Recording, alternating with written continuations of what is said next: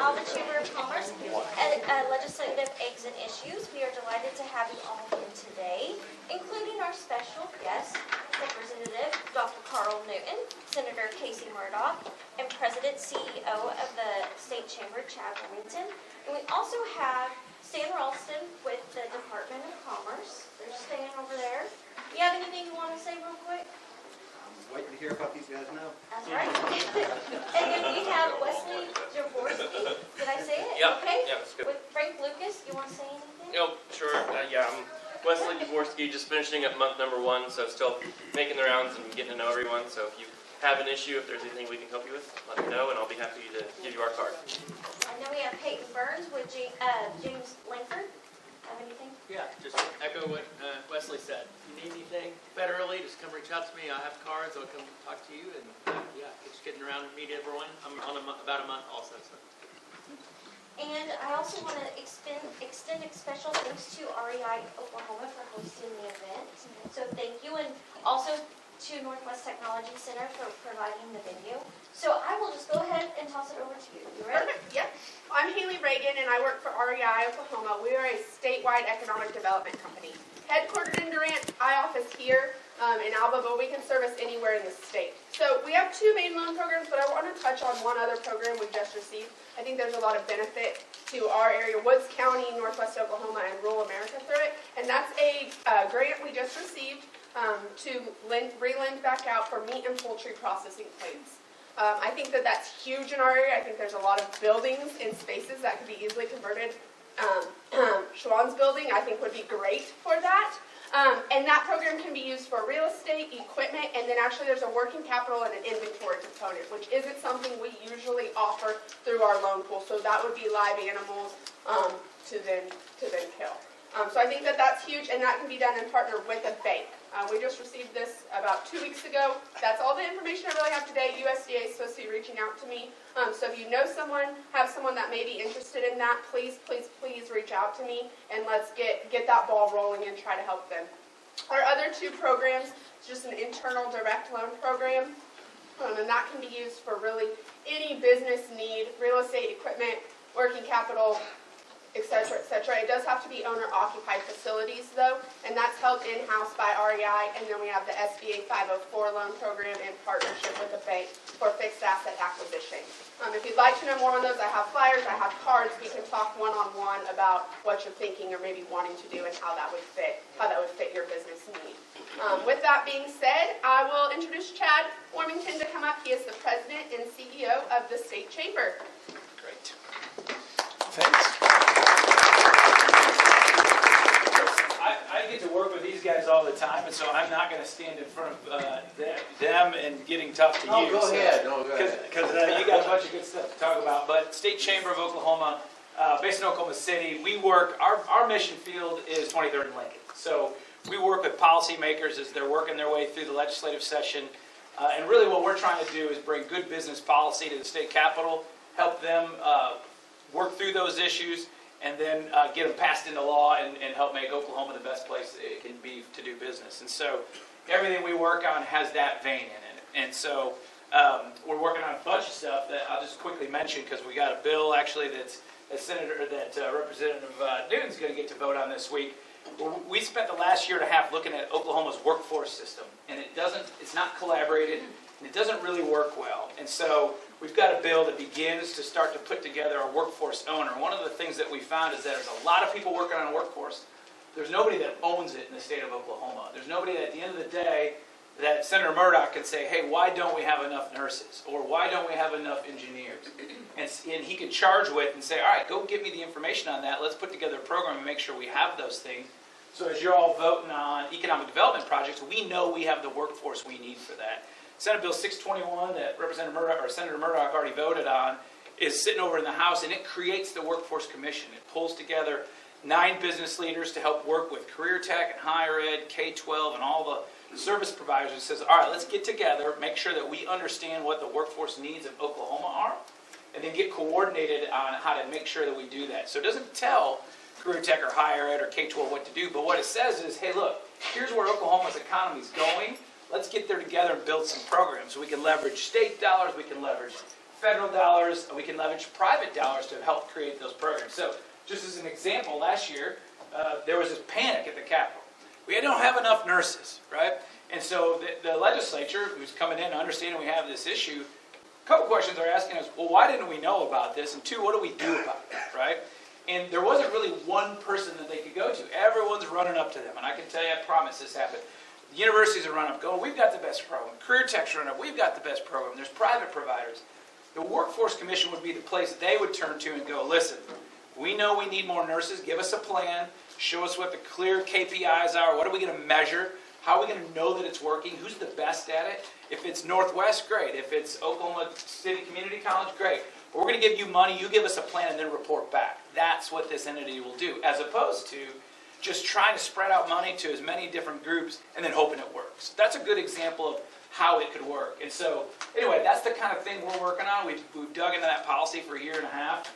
We kick it to them to let them rub off the rough edges, and then we all work together to try to get it implemented. So that's what the state chamber does at a high level. We're working on tax. These guys have both been big proponents of tax reform and being smart on taxes. We got some of those things as well. But I'm going to stop and just say they're doing a great job. We love partnering with them. We want to love partnering with the Alva Chamber and local chambers around the state to hear from you about what's affecting you and your business so that we can take that, turn it into good policy and work with your legislators to make Oklahoma the best place in the nation for business. And that's the end of the day for the mission for us. So you all are lucky to have good representation who's going to give you some good insight as to what's going on at the Capitol. And then I'm happy to answer any questions after or before, or you've got my contact information. If there's an idea that's percolating around in your head and you're like, hey, why does Oklahoma not do that? Give me a call and we can maybe work through it and then jump with one of these two to maybe go get it done. So I appreciate the time and it's great to be here. I'm supposed to be turning it over to you. Oh, am I? Okay. Representative Newton's up next. All right. Thank you, Mr. Warmington. You bet. He does a great job. He's been active and he's one of the leaders in Oklahoma. So thank you for being here. Thank you for what you do. And with it, I am for your bill. Great. Because if we can keep things together instead of, like you said, just doing a shotgun approach, we're going to be a better state. We want to be more efficient with your money when it comes to that. So I don't know that I want to give some time for you guys to ask questions. So I'm going to try to catch you up on some of the bills that we're doing. Like I said, we are running Senate bills now over into the House, and so I'm just going to kind of go on the Senate bills that we're talking about. Now, Chad, you can't report everything back to the Capitol that you hear today. That's right. But because Circle of trust. Circle of trust. One of the bills that I am running for Senator Murdoch is the CLO appointment, Secretary of the Commissioner of the Land Office. Right now, that person is appointed by the governor. There is no legislative input, and we've had some problems with that, and so we want some legislative input. Now, Senator Murdoch came over and just wanted Senate approval. Well, I had input from our House members that they wanted a little bit, so we're going to get 2 members from the Senate, 2 members from the House. They get together and make a recommendation or approval of whatever appointee, and then that would move forward if the governor moves it that away. So we feel like we want a little bit of input about that. Who's going to run all this the land out here that's under state control? And so we're just working on that. Another one I got to work. Gosh, I'm bragging you up here. I don't know. Passed it off the House floor. I don't even think he knows this. Day before yesterday, the victim protection order. Right now, child abuse is not one of the things that you can file a victim protection order. If a child is caught in a broken home and you know one spouse or one guardian is beating a child, you could not file a victim protection order to keep that child from having to go into that situation. And so you have them for all other things, but that was one that they had. And so we're allowing parents or guardians to protect their minors or their children from that. I'm doing 3 election bills that I'm doing. am doing for incapacitated voters, people that can't get out, vote. Some of them can't write and stuff like that. We've had a ballot out there, and there's been a lot of confusion. There's people that, like, I would have to have Casey fill out my ballot for me, okay? Well, the problem was they were right, Casey would write his name where it says name, because he'd be the one writing it, and so, that's got to be the voter's name. So we made it clear, you have to go back and do a lot of stuff just to get it clarified. So now you print the voter's name in, and you sign your name as the person filling it out, and then you have to have 2 witnesses to make sure that is actually, I'm doing it for, that Casey's actually doing it for me. Does that make sense? Another one is that we're going to be working with, if a person is selected for jury duty, and then during that process, they go through and look and find out that they're not a citizen of the United States, which it happens, they report that back to the election board, and we make sure they're not on the election board. Okay? And so court clerks will be reporting back every time they have one of those, or monthly, or if it occurs, if it only occurs once a year, they might have to report once a year, but if it does happen, they report at least monthly back to the election board, and then they care about that and move that forward. And the other bill, those 2 have already passed off the House floor and are headed to the governor's desk. The other one I'm running right now that has not, we're thinking about moving the primaries. Filing period would be moved up a week, and the first primary would be moved up a week. Last year we ran into, I think the primary election was the 28th of June, and then the runoff was like August the 2nd or 4th or something like that. So it was there was a close window there. And what we ran into is a situation where they weren't able to get the absentee ballots out to the military in a timely manner. Because there's a certain time they have to have time to get them ready and get them there. And so we're going to move that up a week just to make all that go a little bit smoother. I have those. I'm trying to think.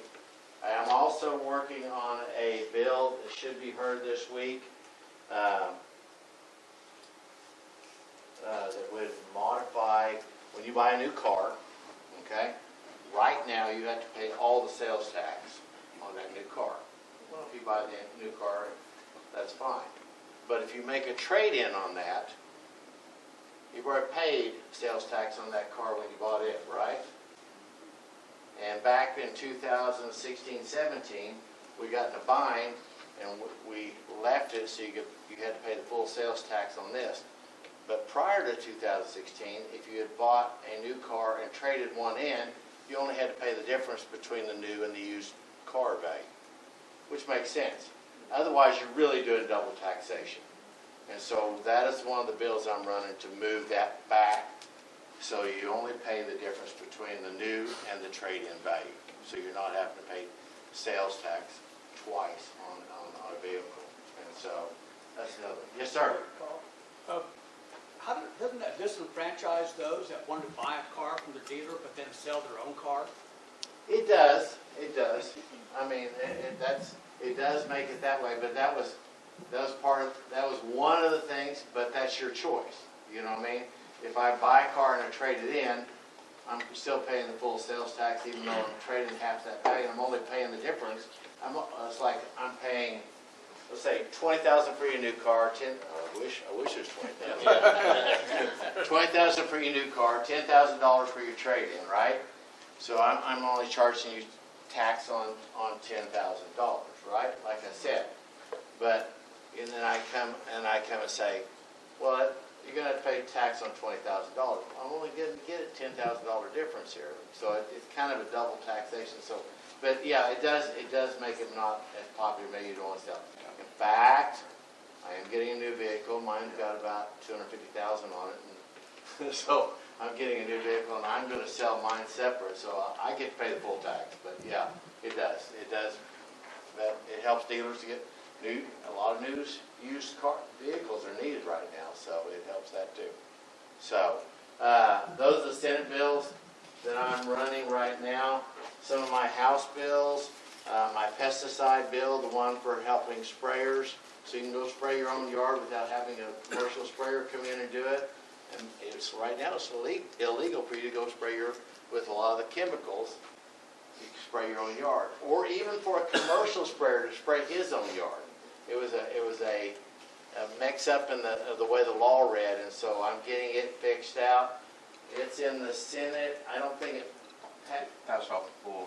Oh, that's right. It passed off the floor this week, and it's sitting on the governor's desk. That's what they told me.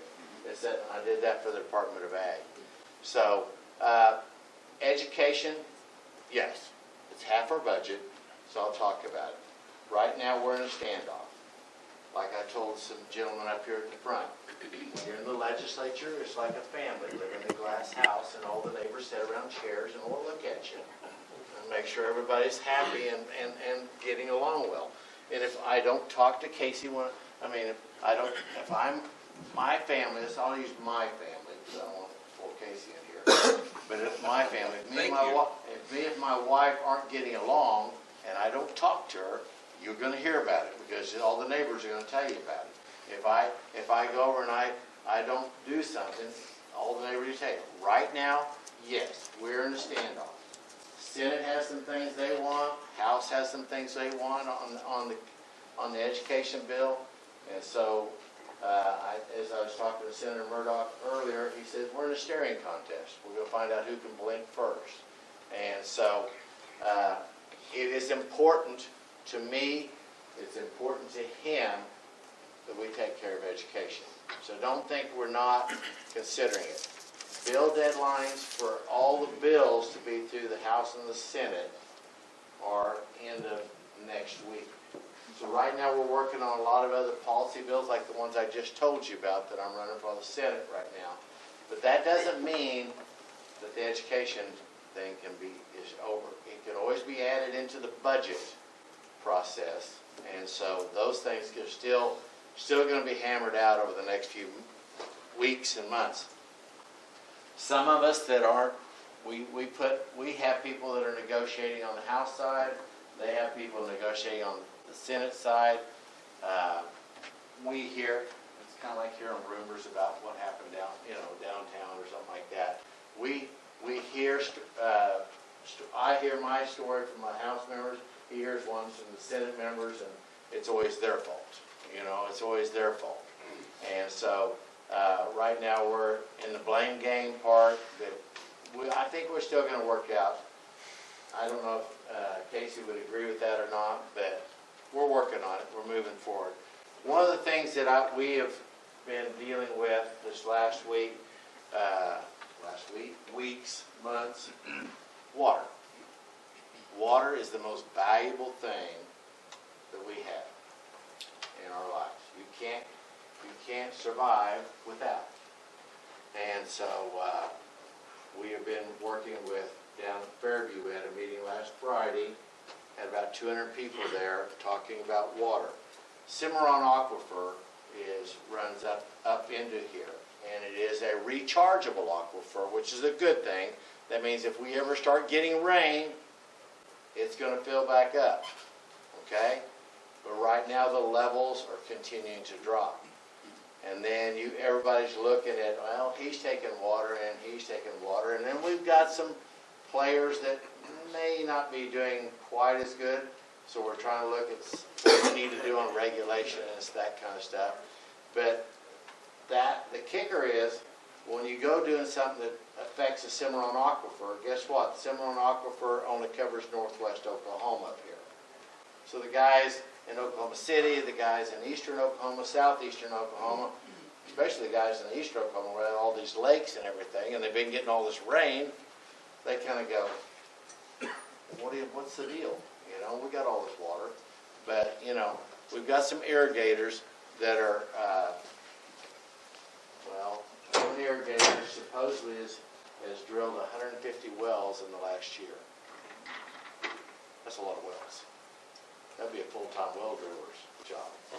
And so we're trying to see what is right by the Water Resources Board. If Chris thinks I'm, Mr. Olson, sorry, if he thinks if I'm using too much water, he can complain to the Oklahoma Water Resources Board. They will come and investigate me and do that. But it is the complaint process. I mean, right now, you are allowed to irrigation, you're allowed 2 foot of water per acre per year, okay? To grow, I'm just listening to what I hear from the experts, okay? To grow corn, it's a little bit less than that. But we have some people that are growing corn, they harvest their corn, they come back in and drill rye right behind it. And then they irrigate that. So that kind of pushes it over that 2 foot an acre generally, especially if it's in sandy ground. And so we have some problems there. So that's some of the things we're dealing with right now, and they're specific to our area. And anyway, so I want to answer questions for you, but I'll let Senator Murdoch talk, and then we'll answer questions. Senator? Thank you, Carl. You guys know why he wants to go first. He accused me of talking way too much and too long, and so get comfortable, because I do. Yeah, we're in a staring contest, and kind of like I was telling Chad earlier, we are bidding on this car. You've got a car to sell, and I'm buying. You said what you want for the car. I've told you what I'm willing to give for the car, and now we're staring at each other. So that's where we're at on education. But it's part of the process. It's part of the process. I truly believe by the time we get to the end, we're going to put out a good product. And that whole system down there, our founding fathers were geniuses on how they developed our system. The vetting process. The House, the Senate, the governor. Every piece of legislation we run down there gets thoroughly vetted through the committee process, the floor process on the Senate, and then it goes to the House and goes through the same process. And that protects you guys. That makes sure that the laws that we're passing down there that affect your life and the way you live is thoroughly vetted. You've heard the term, you don't want to watch how the sausage is made. Sausage is good, but you don't want to watch how it's made. And we say that down there all the time. You really don't want to see how the sausage is made. You really don't want to see the process of how laws are put together. Because it's an ugly fight back and forth, throw hand grenades back and forth, political, tear people up, try to get your deal. But your priorities passed or your special projects in a bill. And as ugly as it is, it's a very, very good system for you guys. And I think probably Facebook and social media and how connected we are through news and social media, you guys have a microscope to everything that's happening at that Capitol. 30, 40 years ago, you didn't have that. Today you do. That's why it seems an uglier process, a meaner process. But this happened 30 years ago too. But it's a good process for you guys because we are vetting everything. Every bill that goes through. I am very confident when we get done with the education package. It may not be what everybody wanted, but it's going to be the best product for you guys when it comes through. And somebody had told me one time, you know, when you've got two groups fighting, and Carl and I deal with this a lot. They'll come to us and we'll say, okay, let's work this out. Let's negotiate. When both groups walk away mad, you probably got the best, fairest deal for both of them. And that's where we're at on education.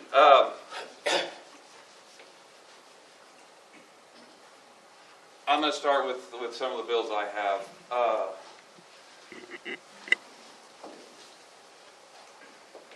Hayden Fleming, young man, 22 years old, lost his life. Why? He might have died anyway, but our 911 system needs updated. It took the ambulance 30 to 45 minutes to get to his place, his parents' place. Why? They couldn't find it. They called 911 on their cell phone.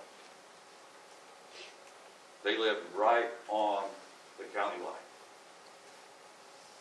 The cell phone pinged off a cell tower in the other county, which sent it to their 911 system. Then they had to reroute it to the other county. And this is precious seconds ticking on this young man's life. Our 911 system in this state is an analog system that was put in 1975. It is basically the next step from the telephone operator pulling this cord out and connecting it. I've got a bill that moves us to next generation, 911.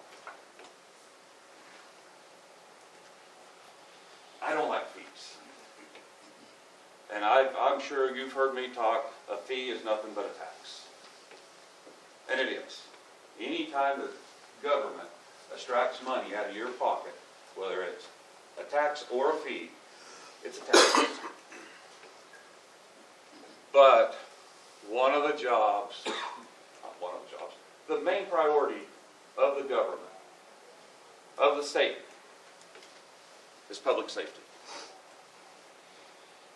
So this 911 bill I have increases the fee on devices that you can call 911 from 75 cents to $1.25.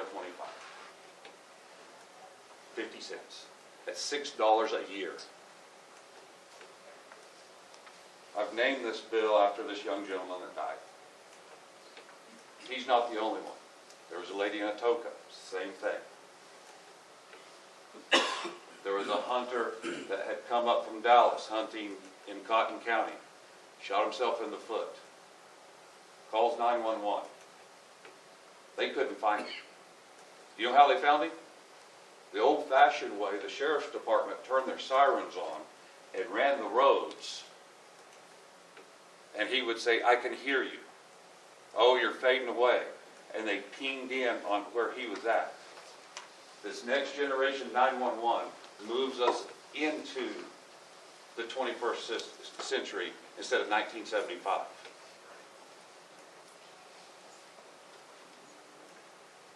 As much as I hate fees and taxes, this needs to happen. This needs to happen for rural Oklahoma. I gave you those instances. I have several counties in my district, in the 10 counties that I represent, that can't afford it. They need help. Cimarron County and Harper County, I know, piggyback off of other counties because they can't afford it. As much as I don't like raising fees, sometimes I feel like it's our duty to provide public safety for y'all. And this bill does that. It passed out of public safety, 1 no vote. Passed out of A and B, 1 no vote. And I get the guy that didn't vote for it. I mean, he doesn't like fees. I believe when it goes to the floor, it's going to pass through, and we're going to move Oklahoma to the next generation 911 system. Arkansas has done it, they're at $1.30. Kansas have done it, and we need this. So, with that bill, I think we're gonna get that moved along and move us along. I want to talk a little bit about, especially right now, you've seen the fighting, and between us, the House and the Senate, and Carol talked about the two bills that he carried for me. He's the workhorse. If I need a House author on my bills, I go to Carl. And one year, I sent some bills to some other members because I felt like I was just abusing Carl because I was sending him everything. And he goes, man, what, you don't like me? Why aren't you giving me these bills? I'm like, Carl, I didn't want to take advantage of you, but shoot, take them.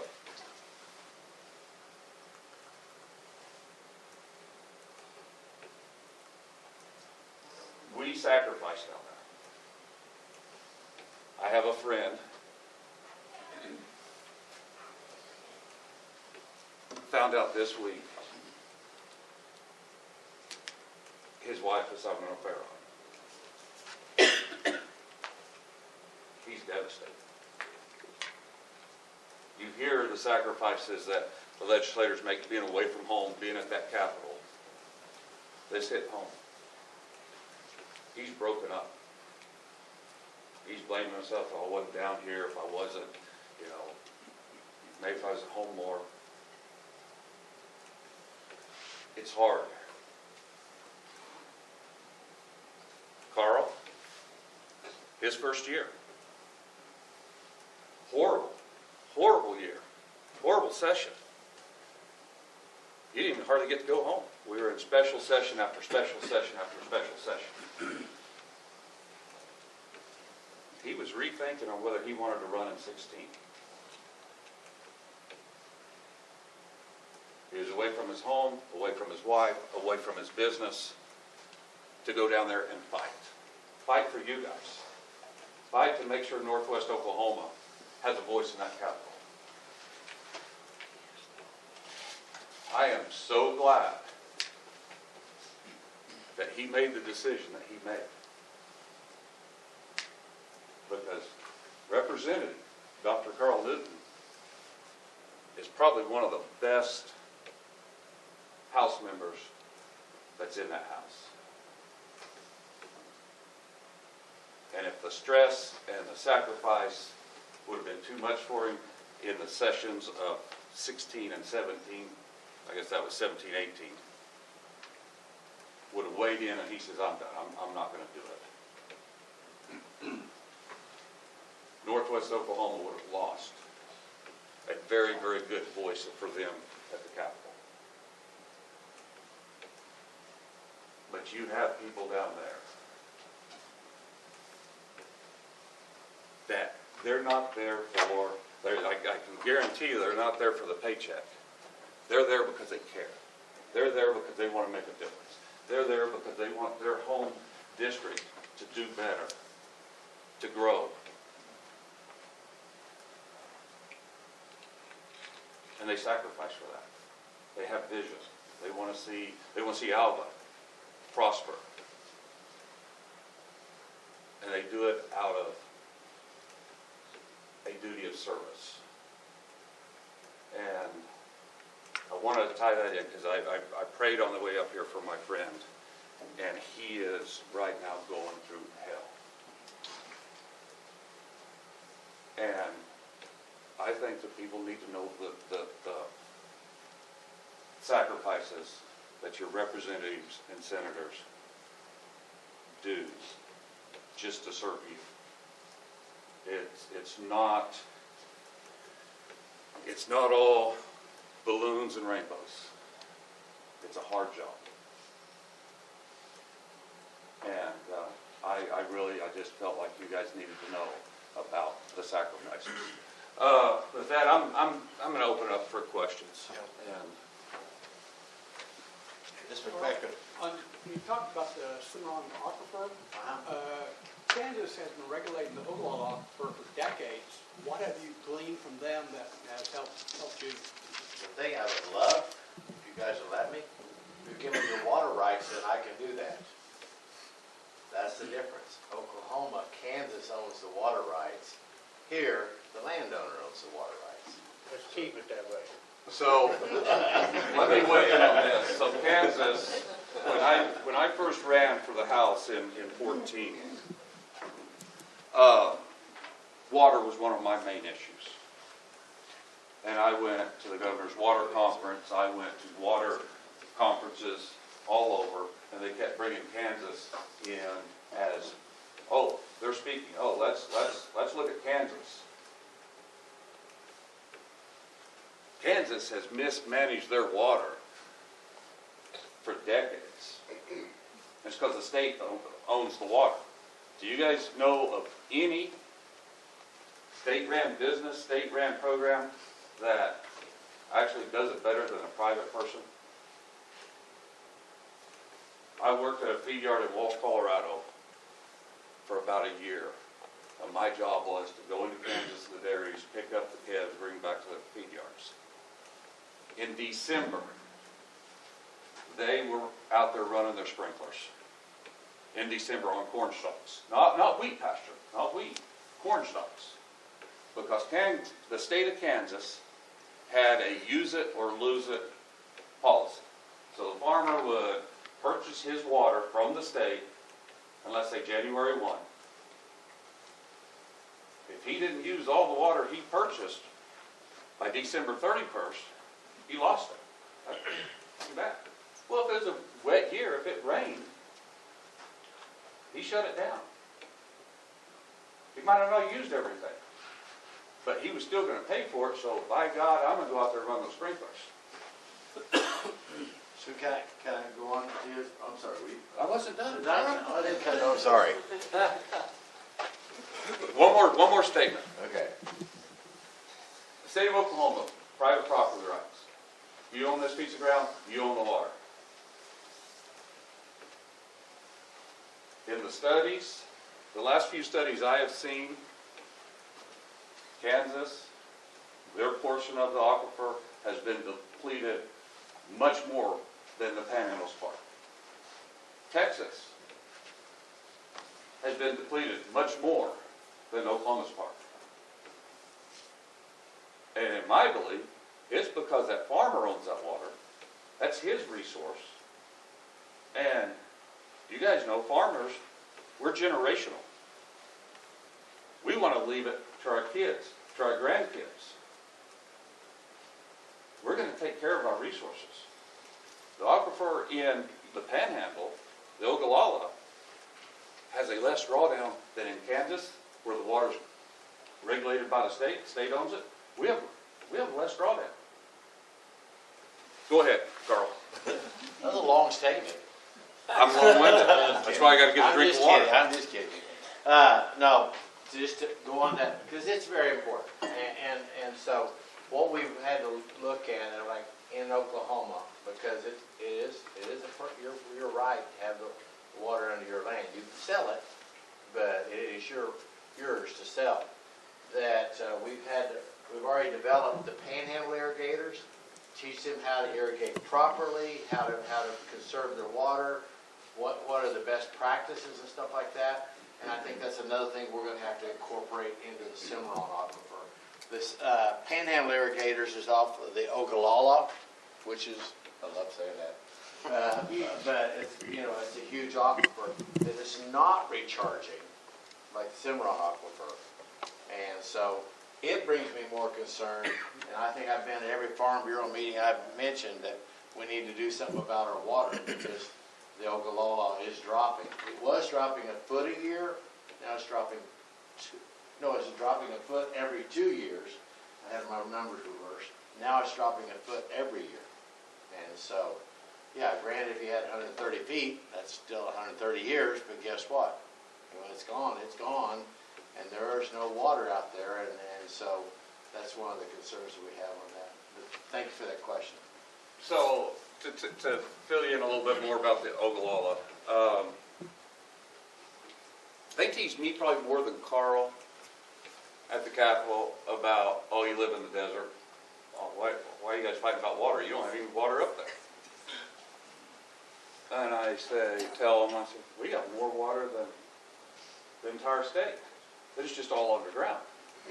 The Ogallala Aquifer over the Panhandle, right now today, is 32 latex homeless. That's how much water we have right now today. It's enough to cover the entire state of Oklahoma 3 feet deep. But you can't let a crisis go uncapitalized on. We need to, water's going to be an issue from now on. And in my short lifetime, a lot shorter than Dr. Newton's, it seems like our droughts are worse and last longer every drought we have. I cried and whined and prayed in 2011 in that drought. And when it was over, I was like, man, I don't ever want to go through this again. This one's worse. And when you live in Felt, Oklahoma, you're in a drought right every 5 years. And it just seems like they're getting a little worse. So we need to have these conversations about water. Because that's what drives our state's economy, is water. Period. Water. Our topography in this state covers all spectrums. We go from a rainforest to the high desert and everything in between.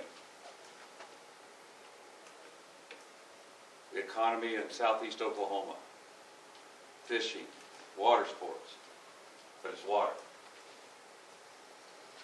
The economy in northeast Oklahoma, manufacturing, we're looking at a solar company, we're looking at Panasonic, they're coming in because there's water. You got to have water to build these factories. You got to have water for manufacturers. You come to our area, it's agriculture. And I can guarantee you I can't get anything to grow unless I have some water. So we've got to take care of it. We got to start having some hard conversations. But this is the best time to do it because people are paying attention. Questions? We need to keep it the way it is. The reason why is the panhandle is different than the Cimarron deal. You can't make a law That's why I'm saying we do the panhandle irrigators like that on the Ogallala, Yeah. but look at the Cimarron and do a it's a different deal. yeah, and work on it.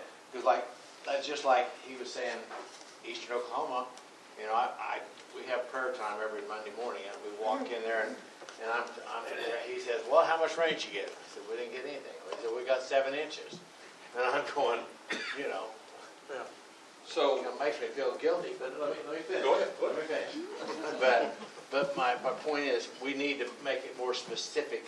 It's not a problem that we can go to the Capitol and say, Chad, we need to do something on the water all across the state. State chamber needs to get in this. We need to. It's something that's specific to the Cimarron Aquifer. So we need to look at that Cimarron Aquifer and see what we're doing. And that's what I'm asking the Water Resources Board to look at, the Cimarron Aquifer, and how we need to respond to that. Because it needs to be correct for those that are involved in that, producers. So the biggest problem that we see right now is the salt in the Cimarron. If you realize when you don't get the rain and that evaporation comes up, and the Cimarron's dry in our area. So when the evaporation comes up and you deposit that salt back up on top, we got 1/4 of an inch of salt on dry sand at the surface. Right. Because this thing has never been addressed going across the Freedom Salt Flats. Are you talking about Cimarron River? Yeah. I'm talking about the aquifer underneath. Right, but then the Cimarron charges that. Right, it does. And as long as this thing's going across the salt flats and distributing salt into our aquifer. Oh, you're saying it's making a cake over it? Yeah. Okay. I mean, you guys sitting there like, oh, look, the best thing to do is government control. No. Oh, no, If we- you'll never if- hear me say no, that. If we had the resources, the agriculture people could resolve this problem. I mean, you know, look at the Washita watershed program, how successful that was, you know, south of us. Go even further into Texas, they did the same thing there. The local people have a better answer than government. I don't doubt that, but I mean, I didn't get involved until the Yeah. local people were reaching out to us because they're having a problem with their water. Cleo Springs, and Mason County are having to regulate their water. So that's why they reached out to us. And then they want us to fix it, but we can't, we've got to turn around and look at it on a location basis, what I'm saying. So a one-size program doesn't fit all. And the problem that Carl and I run into, when we have people like in that meeting wants us to file legislation and do something, that affects the whole state. And if you try to do one, it's called special law. Is that not right, Chad? You can't do that. What we need to do is divide this state up for water, and each section is looked at separately than the other. So there's a person at the Capitol, I won't say what side he's on, for the last 3 or 4 years has been pushing something for southeast Oklahoma. Well, if he gets that passed, it'd be devastating for us up here, and I've been fighting him for 4 years on this. For his part of the world, it would be probably great, but not for us. But if he passes that law, it's for the entire state. And we need quadrants. We need a panhandle water law, northwest Oklahoma water law, southwest, the rainforest of southeast and northeast. And whether it's basin Pacific, but that's how we need to look at our regulations on water in this state, because every part is different than the other. And we can't just, a one-size program fits all does not work. And I totally agree with you. The locals know better on how to manage their stuff than those people sitting in that building down there. Okay, real quickly, you guys know how many bills we started the session with, right?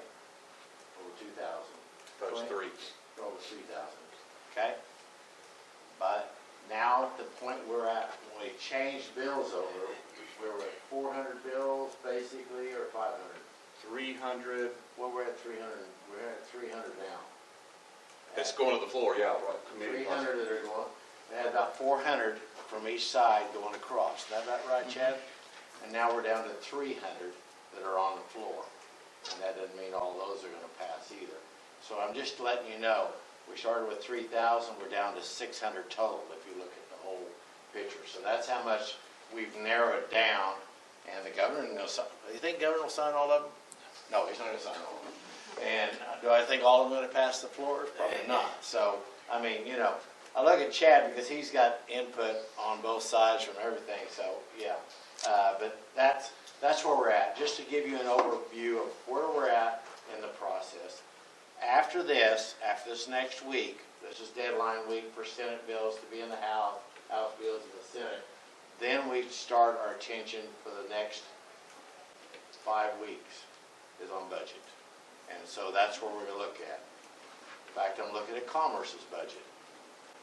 This, you know, and that's one of the ones that I'm on a budget committee, and so we are looking at each one of these groups. I have 11 agencies, Water Resources Board, Commerce Commission, all those that are under mine, and we're looking at their agencies and their budgets. And so that's where we'll concentrate the last few weeks on. And then, of course, education will still be up there because that's part of the budget, right?